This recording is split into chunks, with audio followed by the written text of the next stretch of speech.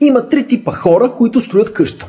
Първите, това са ентусиастите. Те нямат никакъв опит, правят много грешки, консултират се с майсторите за какво ли не, купуват, например, много евтини материали, които после им излизат през носа или пък неоправдано скъпи такива. Тук бюджетът обикновено излиза двойно, най-вече поради факта, че се сменят много бригади. Вторите, това са опарените. Както се казва, парен каша духа. Тук вече хората имат известен опит, избират си по-сериозна бригада, но сами движат всичко. Продължават сами да движат всичко. От изкупа до вратите.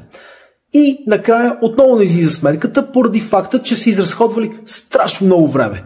Говоря за алтернативния разход, за opportunity cost. Но това ще го развива в някое друго видео. Третите вече това са прагматиците. Те знаят, че времето струва пари, предпочитат да не се занимават с майстори, а да се спрат на фирма.